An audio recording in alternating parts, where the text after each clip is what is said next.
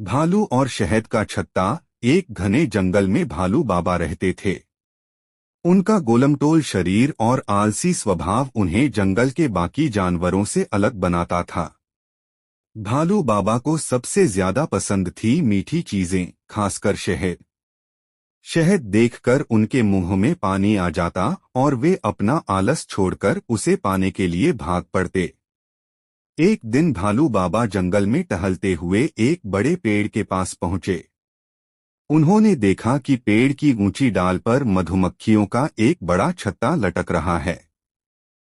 छत्ते से टपकता हुआ मीठा शहद देखकर भालू बाबा की आंखें चमक उठीं। वाह, कितना स्वादिष्ट शहद होगा इसमें, भालू बाबा ने मन ही मन सोचा।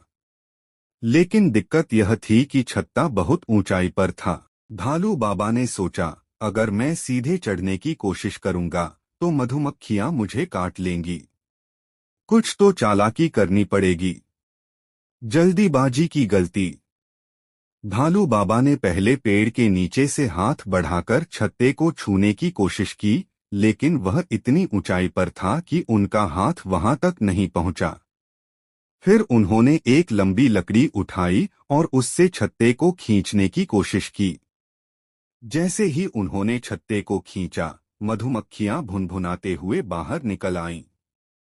भालू बाबा घबरा गए और भाग खड़े हुए। मधुमक्खियां उन्हें काटने के लिए उनके पीछे दौड़ी।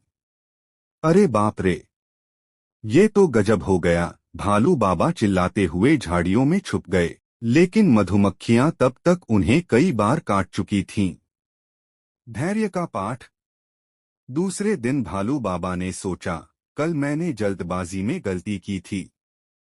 आज शांति से काम करूंगा और देखूंगा कि बिना मधुमक्खियों को गुस्सा दिलाए शहद कैसे निकाला जाए। इस बार उन्होंने पेड़ के पास जाकर ध्यान से देखा।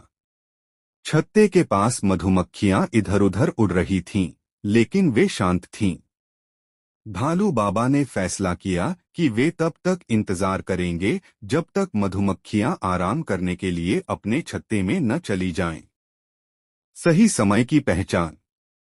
भालू बाबा ने धैर्य के साथ शाम होने का इंतजार किया।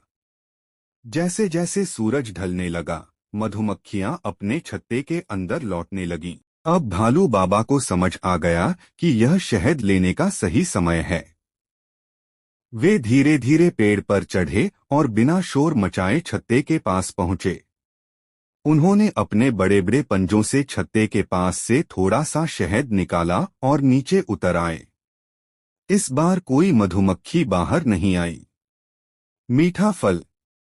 भालू बाबा ने शांतिपूर्वक शहद का आनंद लिया और खुद से कहा, जल्दबाजी में नुकसान ही होता है। अगर मैं पहले ही धैर्य से काम लेता तो मधुमक्खियों के काटने से बच जाता। इस घटना के बाद भालू बाबा ने यह सबक सीखा कि हर काम को सही समय और सही तरीके से करने से ही सफलता मिलती है। सीख, धैर्य और समझदारी से किया गया काम हमेशा मीठा फल देता है।